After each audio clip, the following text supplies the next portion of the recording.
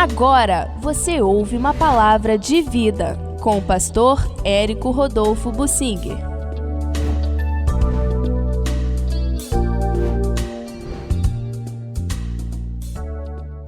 Eu quero falar sobre a lei de Deus. A vontade de Deus se expressava no Antigo Testamento na lei. E eu quero focalizar o aspecto específico das misturas e do adultério. Em Deuteronômio, no capítulo 22, nós lemos lá pelo versículo 9 o seguinte: não semearás a tua vinha com duas espécies de semente, para que não degenere o fruto da semente que semeaste, e também a messe da vinha. Interessante. Deus dá um mandamento e explica o porquê. Ele continua: não lavrarás conjunta de boi e jumento, porque um é mais forte do que o outro, vai sobrecarregar o mais fraco. Não te vestirás de estofos de lã e de linho juntamente. Não misture numa mesma roupa a lã com o linho. Há momentos em que a gente usa o linho. O linho é um tecido natural, muito apropriado para clima quente, muito quente, e porque permite o suor evaporar, e ele é relativamente assim fresco, o linho. E a lã é quente, é para clima frio. Há momentos em que a gente usa a lã, há momentos em que é para usar só o linho, mas não misturar na mesma roupa. Cada coisa no seu lugar. É assim que Deus quer que a gente veja. E Deus exemplificou aqui que Ele não quer misturas, mas isso vale para um monte de outras situações. Deus não quer mistura. A palavra santificação quer dizer separação, para não ter mistura com o mundo. Desde o início da criação, Deus estava separando. Deus não quer que o povo dele se misture com a semente degenerada do mundo. É para nós irmos lá no mundo, evangelizarmos e amarmos as pessoas, levando a palavra de Deus, mas não é para nós ficarmos lá. Não é para nós termos comunhão com o mundo. É para nós nos separarmos do mundo. Isso é a base da doutrina da santificação, que é ordem de Deus, sem a qual ninguém verá o Senhor. Não haverá salvação sem a santificação.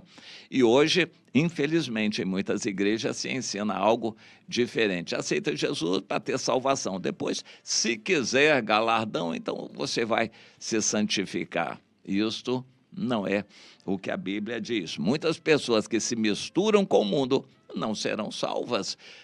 Há necessidade de se separar. O Senhor diz: separai-vos, lá em Coríntios, e eu vos receberei. Sereis para mim filhos e filhas, diz o Senhor, se separarem.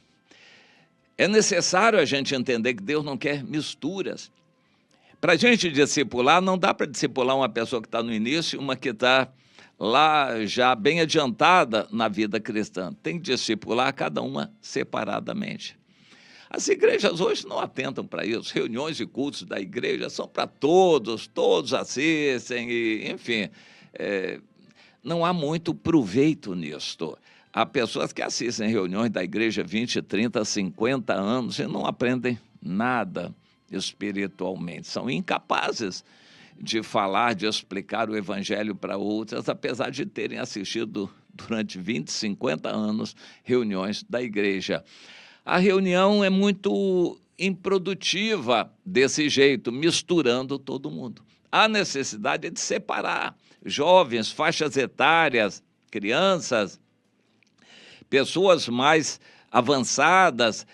Esse é o conceito de células. A gente precisa separar, nada de mistura em todos os aspectos, inclusive no casamento. O casamento é para marido e mulher se separarem dos demais e viverem uma vida íntima.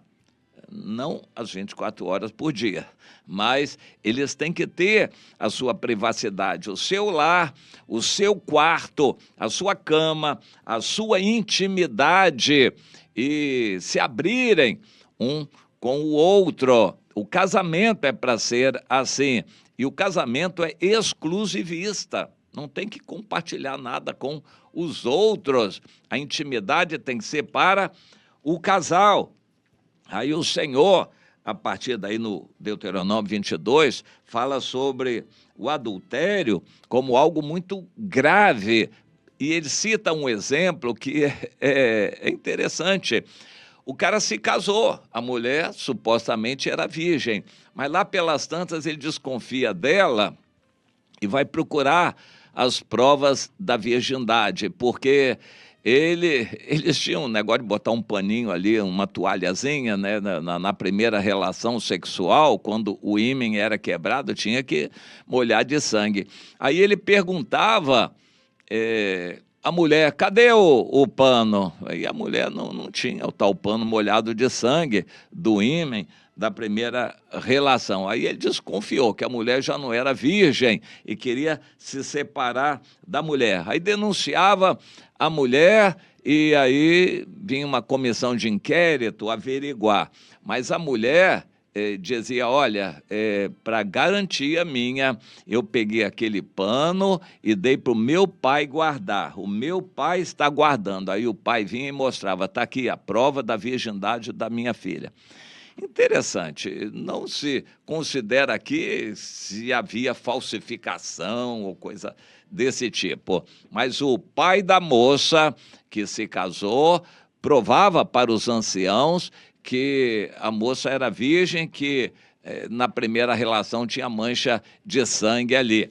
Isso era levado aos anciãos, eles chegavam à conclusão, esse homem fez uma denúncia errada, que não achou a mulher virgem. Ele apanhava, levava uma surra e não podia mais ter o direito do divórcio com aquela mulher com quem tinha se casado.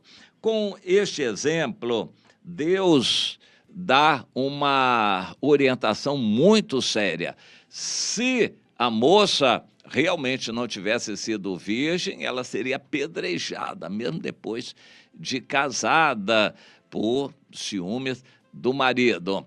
Bem, essas coisas não valem para nós hoje mais, porque estão na lei, mas a lei era boa, isso tinha propósitos. O casamento tinha que ser valorizado, a moça tinha que se preservar virgem para o casamento. O casamento tinha que ser valorizado. A mulher tinha seus direitos e o homem tinha seus direitos. Se houvesse um pular de cerca, um adultério, quem fosse apanhado em adultério, é o versículo 22, Deuteronômio 22, seria apedrejado. O adultério tinha que ser punido severamente.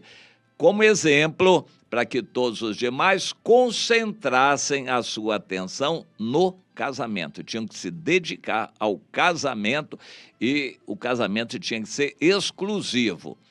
Infelizmente, hoje o mundo está virado de uma forma tal que essas coisas são até motivo de risadas para as pessoas, mas Deus continua sendo o mesmo. Nada de mistura. E no casamento também, nada de mistura.